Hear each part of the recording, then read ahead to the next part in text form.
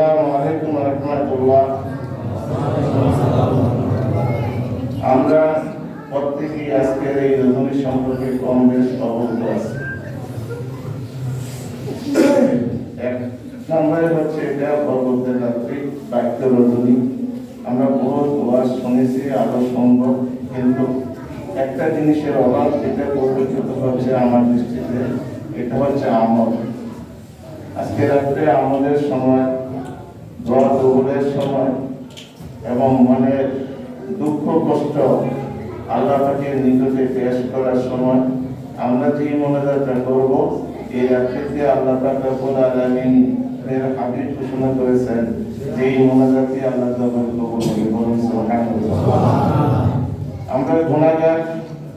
আমার পূর্ববর্তী বক্তা এই মসজিদের সম্মানিত ইমাম সাহেব মাওলানা আবুল সাহেব আপনাদের সামনে সুন্দর আলোচনা করেছেন। আমি দীর্ঘ সময় আলোচনা করবো না, সংক্ষিপ্ত করে একটা কথা বলবো। আমরা যদি আমাদের আমলগুলি পরিবর্তন করতে পারি, নেককারকে আল্লাহ ভালোবাসে, গুনাহগারকে আল্লাহ পছন্দ করে না। তা আমরা সবাই নেককার হয়ে যাই, তাহলে আল্লাহর প্রিয় বান্দা হতে পারবো। তো প্রিয় বান্দা কিভাবে হবো? এটা একমাত্র প্রদর্শক কে? প্রিয় বান্দা। এটা আল্লাহ পাক রব্বুল আলামিনের পক্ষ থেকে দেওয়া আমার নবী আপনার নবী মুহাম্মদ রাসূলুল্লাহ সাল্লাল্লাহু আলাইহি ওয়াসাল্লাম, যাকে রহমত হিসেবে দুনিয়াতে প্রেরণ করেছে। আমরা সেই রহমত পেয়েছি তার উম্মত হয়ে। বলুন সুবহানাল্লাহ। আল্লাহ পাক নিজে বলেছেন, ওয়া মা আরসালনাকা ইল্লা রাহমাতাল লিল আলামিন। আমি হযরত মুহাম্মদ রাসূলুল্লাহ সাল্লাল্লাহু আলাইহি ওয়াসাল্লামকে সমস্ত জগতের রহমত হিসেবে দুনিয়াতে প্রেরণ করেছি। বলুন সুবহানাল্লাহ। এখন যিনি রহমত পেয়েছেন, এই রহমতকে স্বীকার করেছেন, মানছেন, তারা মুসলমান। যারা মানেন নাই তারাই মুসলমান। আমার নবী এইভাবে রহমত পেয়েছেন এবং এই রহমত হিসেবে এসেছেন। আমার দয়ার নবী যেভাবে নামাজ পড়েছেন, সাহাবায়ে কেরাম সেইভাবে নামাজ পড়েছে। আমার নবী লাইলাতুল বরাতকে যেভাবে সম্মান করেছেন, সাহাবায়ে কেরাম সম্মান করেছেন। আমরা যদি নবীর সুন্নাত হিসেবে সেইভাবে সম্মান করি, মানি, তাইলে আমরা আল্লাহ পাকের দরবার থেকে নাজাত পাবো। সুবহানাল্লাহ। নাজাত পাওয়ার দরজা, নাজাত পাওয়ার মাধ্যম হচ্ছে আমার নবী মুহাম্মদ রাসূলুল্লাহ সাল্লাল্লাহু আলাইহি ওয়াসাল্লাম। এই রাত্রি সারে আল্লাহর হাবিব ঘোষণা করেছেন, আল্লাহ পাক রব্বুল আলামিন নিজে সামায়িক দুনিয়া, এই দুনিয়ার নিকটবর্তী আকাশে আল্লাহ এসে নিজে ডাকেন তার বান্দাদেরকে, হে আমার বান্দারা, তোমরা কে আছো আজকের এই বাক্য রজনীতে লাইলাতুল বরাতে ক্ষমা চাওয়ার? তোমরা গুনাহ করেছো, অন্যায় করেছো, অপরাধ করেছো, আজকে রাত্রিতে আমার কাছে ইস্তেগফার করে আমার কাছে তওবা চাও, আমি তোমাদের তওবা কবুল করব। বলুন সুবহানাল্লাহ। যে নবী আজকে রাত্রে যদি তুমি আমাকে ডাক দিয়ে আল্লাহ তুমি আমার অভাব সরিয়ে নাও, আমাকে ধনী বানাইয়া দাও, আল্লাহ তোমার দোয়া কবুল হইলে তুমি কালকে থেকে ধনী হয়ে যাবে। বলুন সুবহানাল্লাহ। কোন অসুখ হয়েছে, শরীরে মহামারী দেখা দিয়েছে, আপনার অসুখ ভালো হয় না, আপনার যে কোনো অন্যায় অপরাধের কারণে অথবা ইমান পরীক্ষার জন্য অসুস্থ হয়েছেন, একবার আল্লাহর কাছে তওবা করেন, ইস্তেগফার করেন। আজকে রজনীতে যদি ইস্তেগফার করে আল্লাহকে ডাক দিতে পারেন, আল্লাহ তুমি আমার এই অসুস্থতা তুমি মাফ করে দাও, আমি যদি জীবনে অন্যায় করে থাকি, অপরাধ করে থাকি, এই বাক্য রজনী তোমার কাছে ক্ষমা চাই, এই লাইলাতুল বরাতের খাতিরে তুমি আমাকে মাফ করে দাও। এই ডাক যদি আল্লাহ কবুল করে দিতে আপনি মুক্তি থেকে সাফায়ে আজরা কামেলানা দান করবেন। সুবহানাল্লাহ। আপনি মুক্তি পেয়ে যাবেন। আপনার সন্তান হয় না, আপনার সন্তানের দরকার।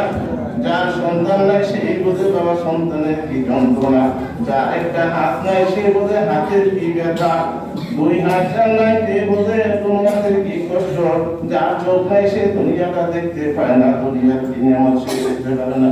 এই সন্তানেরা যদিও সন্তানের জন্য আল্লাহর কাছে ডাক দিয়েছে, মাগো তুমি আমাকে দুনিয়াতে পাঠাইছো কত লাখ মোহর দিয়ে দুনিয়াতে আমাকে বাসের উপরে করলা। তুমি আমাকে একটা সন্তান দাও, আমি যদি মরিয়া যাই এই সন্তানের জন্য আমার জন্য দোয়া করতে পারে, আমার জন্য দোয়া করার জন্য আল্লাহ তুমি আমার একটা সন্তান দান করো। এইটা যদি আল্লাহ কবুল করে দিলে আপনি দেখবেন একটা সন্তানের মালিক হয়ে যাবেন। বলুন সুবহানাল্লাহ। খোদার কাছে আমরা চাইতে জানি না, ডাকতে জানি না, এই জন্য খোদা আমাদের ডাক শোনে না। যেইভাবে ডাকার কথা সেইভাবে ডাকি না। আমার নবী যেভাবে আল্লাহকে ডেকেছে আল্লাহ খুশি হয়ে গেছে। আমার নবী যেভাবে চেষ্টা করেছে সেইভাবে চেষ্টা আল্লাহ কবুল করে নিয়েছে।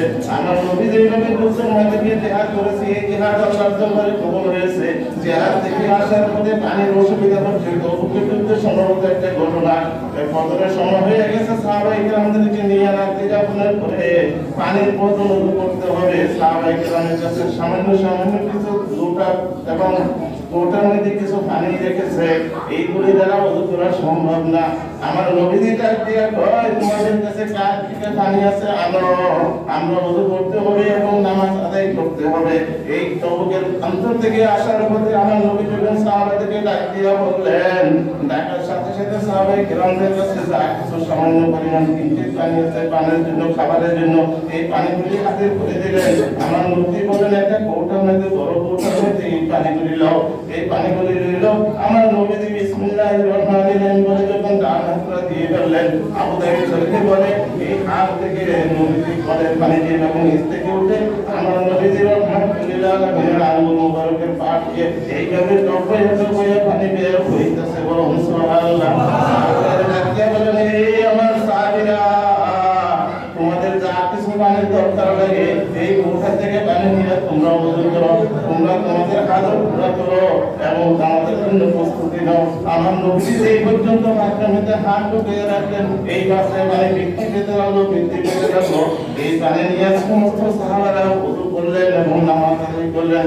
এই উসিলায় নবী রহমাতুল্লাহ আলামিনের নবীর খাতিরে পানি জায়গায় শূন্য পানি পূরণ করে দিয়েছে। বলুন সুবহানাল্লাহ।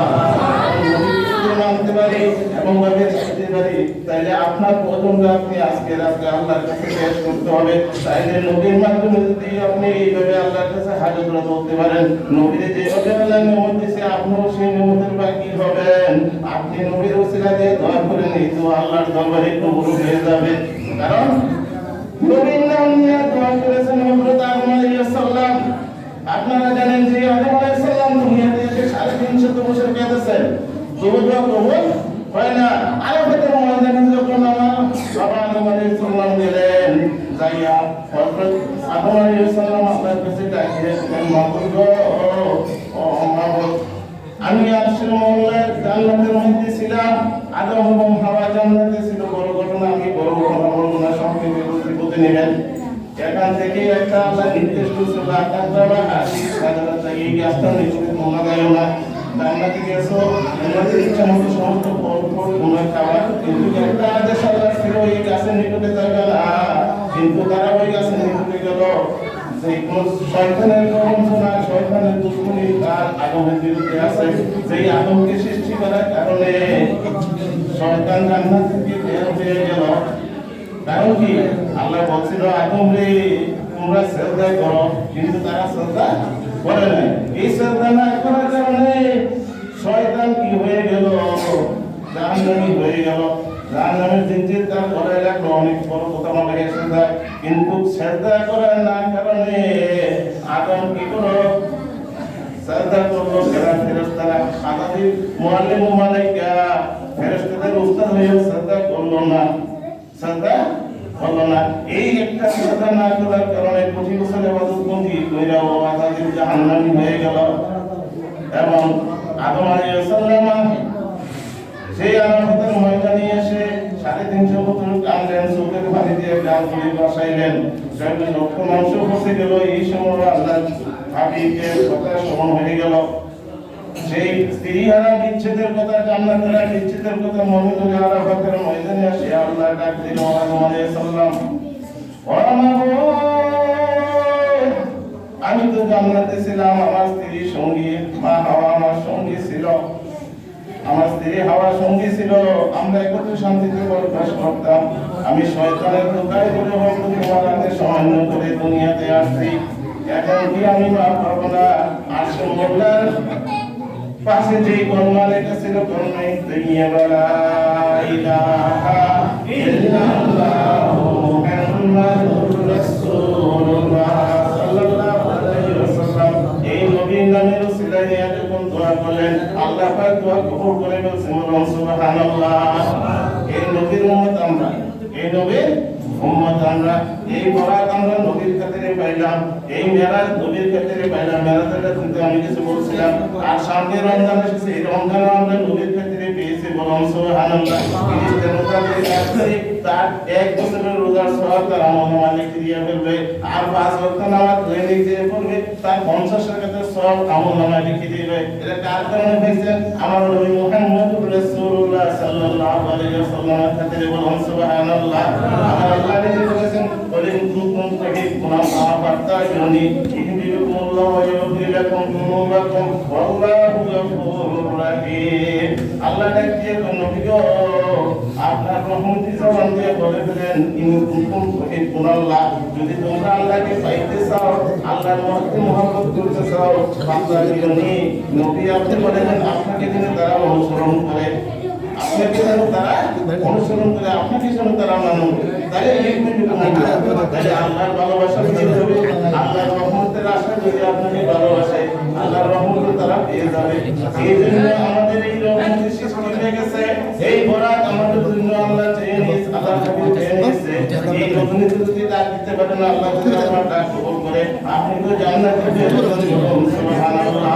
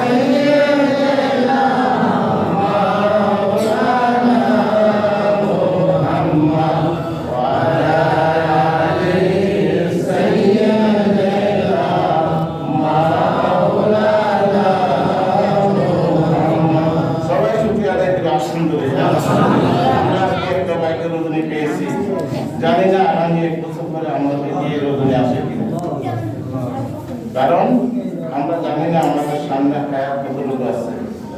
আমার মনে আবেগে আমি কথা বলছি, আপনারা শুনে খ্রিস্টান তো, আমি আমার যে ছাত্রীরা পড়েছি তারা হোটেলে এসে গিয়ে চাকরি পেয়েছে, সরকারি চাকরি পেয়েছে, তারা দুনিয়া থেকে বিদায় নিয়ে গেছে। আল্লাহ জানে আমাকে কখন বিদায় নেওয়ার দায়িত্ব আমি জানি না। আল্লাহ বলেছে ইয়া তখন নাফসুল মুতমাইন্না, কে শান্তি আল্লাহ তুমি বলেছো এর কি আর আপনি কি রাজি, তুমি তোমার কখন যদি চলে আসো, তাহলে আমরা এটাকে সন্তুষ্ট করে দিতাম। কারো অধিকার নেই থাকা। এই আয়াতের মালিক আল্লাহ, মৃত্যু মালিক আল্লাহ। আপনাকে যখন ডাক দিবে তখন আপনি চলে যাবেন। আপনি বাসে থাকেন, জায়গা থাকেন, চাকরিতে থাকেন, ব্যবসায় থাকেন, দোকানে থাকেন, কিন্তু আর সময় যখন শেষ হয়ে যাবে সাথে সাথে চলে যেতে হবে। এই পদ্ধতির আমার থাকার দরকার। এই জন্য আমরা যেহেতু বলার প্রয়োজন হয়েছে, আপনাদের বাইরে আমার অনুরোধ, আমরা শেষবারের মধ্যে একটা তওবা করি। আমার স্নেহের আল্লাহ অনেক ওয়াজ করেছে, আপনারা শুনেছেন। আসলে রাসূলকে না মানার কারণে আমরা মনে করি নববাসা গুনাহ করি, অন্যায় করি, অনেক সময় আসলে পছন্দ করি। আল্লাহ বলেছে মা বাবা যখন কথা বলে তখন তোমরা বলা কানহার তোমরা পাঠানো কথা বলতে পারবে না, কিন্তু আমরা বলে ফেলি, এটা কিন্তু আমাদের অন্যায়। আমরা কি আসলে আমার মা বাবার মধ্যে খুশি করতে পারি না? অন্যায় করছি, মা রাগ করছে, বাবা রাগ করছে, বড় ভাই রাগ করছে, ভাই আমার অন্যায় হয়ে গেছে। আমরা দেখছি যে কোনো ভাইয়ের সাথে আমরা যদি বলি আমি যদি তার সাথে ক্ষমা চাই, সে যদি মানুষ হয়ে থাকে, মুমিন হয়ে থাকে, সে ক্ষমা করে দেবে। কারণ ক্ষমার ঊর্ধ্বে কোনো কিছু নেই। ক্ষমা হচ্ছে সবচেয়ে বড় মহৎ গুণ। আল্লাহ গফুর রহিম, আল্লাহ হচ্ছে সবচেয়ে বড় রাহিম, সবচেয়ে বড় ক্ষমাশীল। কারণ আল্লাহর কাছে ক্ষমা চাইবেন না, আপনার কাছে ক্ষমা চাইবেন। বান্দা যদি বান্দাকে ক্ষমা করতে পারে, আপনারা আমাকে এত সুন্দর চেহারা দিয়া, এত সুন্দর হাত পা দিয়ে দুনিয়াতে পাঠাইছে, এখন আপনার যদি আল্লাহ কত স্নেহশীল মায়াশীল, আপনার শরীরটাতে একটা হাত না দিলে বড় হাত দিয়ে দিছে, একটা পা দিয়ে বললো, একটা পা দিছে, আপনার মতো কত মানুষ 100 যারা এক পা হারা, এক মাথা বাঁকা, কান হারা, কানে শুনে না, ভুবা, কথা বলতে পারে না, এরকম মানুষগুলো আছে না? এই সমস্ত অসুস্থতা থেকে আপনাকে সুস্থ করে দুনিয়াতে পাঠাইছে। আল্লাহ নিয়ামত আপনি আদায় করার দরকার আছে না? শুকরিয়া আদায় করার দরকার আছে না? একটু শুকরিয়া আদায় করি। আমরা অন্যায় করেছি, ভুল করেছি, আল্লাহর কাছে দোয়া করে আজকে যাচ্ছে। প্রতিদিন কোনো রাত্রি, এটা দোয়া কবুলের রাত্রি, ইবাদতের রাত্রি, এই রাত্রিতে যে আল্লাহ খালেস নিয়ে দোয়া করি, ভাইও অন্যায় করছি, বাবার সাথে করছি, মায়ের সাথে করছি, ভাইয়ের সাথে করছি, বোনের সাথে করছি, রাস্তায় বাড়ি যাও বড় লোকের সাথে করছি। এখন আমরা আল্লাহর কাছে খালেস নিয়ে দোয়া করি, আর জানি আমাদের সাথে না হয়, তাইলে এই দোয়াটা যদি খালেস নিয়ে করতে পারেন, আল্লাহ আপনার টাকাতে কবুল করে নেবে, গ্যারান্টি। সুবহানাল্লাহ, এখন দিয়ে বলেন আলহামদুলিল্লাহ। সব গুনাহ মাফের সময় আজকে চলে যাচ্ছে। এক বছরে যা গুনাহ করছে সমস্ত গুনাহ গেছে, আল্লাহকে ডাক দিয়ে বলেন, আল্লাহ গাফার, আল্লাহ গাফুর রহিম, তুমি আমাকে মাফ করে দাও। আল্লাহ মাফ করে কি কাজ অর্পণ করব? জবাব দিতে বলেন, আল্লাহ মহান, ইন্নাল্লাহ আলা কুল্লি শাইইন কাদির, সমস্ত কিছু আল্লাহর কাছে ক্ষমা চাবো। আমাকে যে আল্লাহ সৃষ্টি করছে, এই আল্লাহ সৃষ্টিতে আমি মাফ দিতে পারি, রাস্তা পাওয়া গেলে আল্লাহ খুশি হয়ে যায়। সন্তান যদি অন্যায় করে মাফ দিতে যে বাপ তাকে আম্মা আমি অন্যায় করছি, আমার জন্য মাফ করে দেয়, চোখের মানে ফেলাই দেন, মা কিন্তু আর মনে রাখতে পারে না। সে সৃষ্টি করতে আল্লাহ চাচ্ছে, আমি বান্দা তোমাকে এত দুনিয়াতে পাঠাইছি, এত নাজনের মধ্যে দুনিয়ার লোকে পাঠাইছি, আমার কাছে আম ধরেছি, মিষ্টি দিয়েছি, কাকার কাছে কাটা দিয়েছি, মিষ্টি দিয়েছি, নারকেল কাছে নারকেল দিয়েছি, মিষ্টি পানি দিয়েছি ডাবের ভিতরে, এইগুলি খালি কি আমার শুকরিয়া আদায় করে আমাকে আল্লাহ বলে ডাকলো না? আমি তো তোমার জন্য দিয়ে গেছি, আজকে তোমার ডাক কবুল করে দেন, বলুন সুবহানাল্লাহ। আসুন দোয়া করি, আমিন আল্লাহুম্মা আমিন। লাহি তুসু মিন কুল্লি মাসি ওয়া হাসিনি আমিন ফাসি আলাসনি ইয়া Yasan মুস্তাসিন বিফadlika al-amr qadu bin nasi rabbana ya salamu lam taghfir lana wa tarhamna lanakunanna minal khasirin।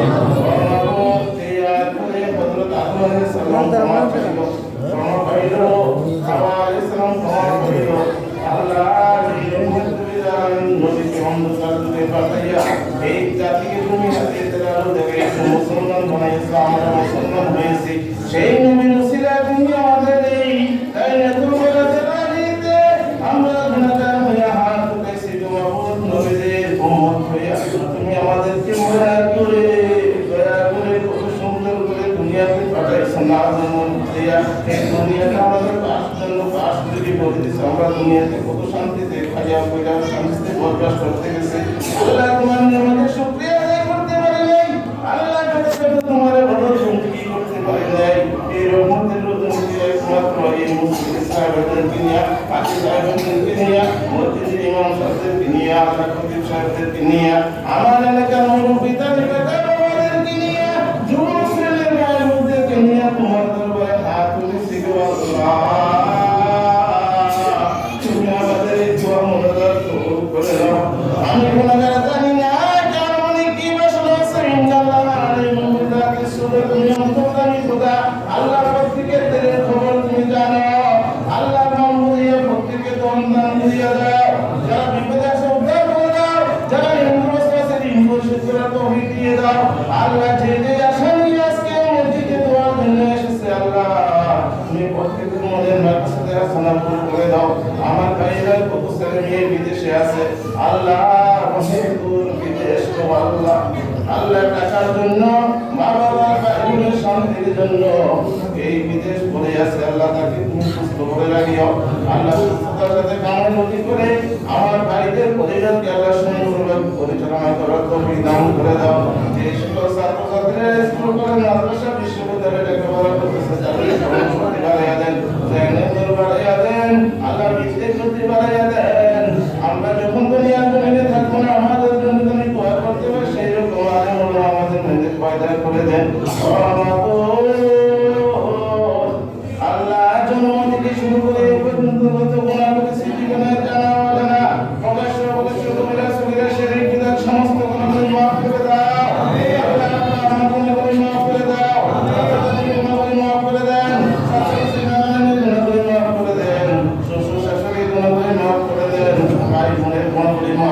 দেন। মাহবুব আমরা গুনাহগার, আমরা তোমার নবীর উম্মত হইয়া তোমরা করে মুসলমান হইয়া আল্লাহর হাত ধরিলাম। তুমি বলেছো বান্দা তুমি গুনাহ করে ইস্তেগফার করে আমার কাছে ক্ষমা চায়, তুমি তাদের গুনাহ কবুল করে নাও। আল্লাহ ইসরা তোমার দরবারে হাত উঠাইলাম, এই শিনো গুনিতে বাইতো গুনিতে তুমি আমাদের ভাগ্য পরিবর্তন করে দাও। যারা অভাবী আছে আল্লাহ তাদের অভাব দূর করে দাও, যারা অসুস্থ আছে তাদের অসুস্থতা দূর করে সুস্থতা দান করে দাও। তাদের ছেলে মেয়ে বিদেশে আছে আল্লাহ তাদেরকে সহিহ সালামতে রাখিও। দেশে বিদেশে যারা চাকরি ব্যবসা বাণিজ্য নিতে আছে আল্লাহ তুমি তাদেরকে আমাদের বরকত দান করে দাও। এই বরকতময় রজনীতে আল্লাহ তাদের অভাব তুমি পূরণ করিয়া দাও।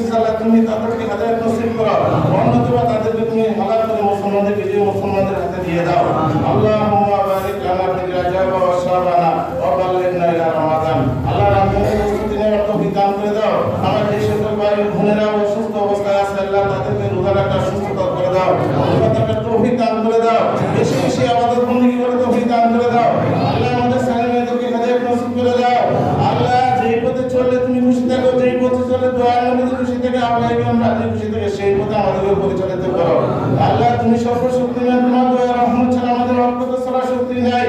তোমার নাম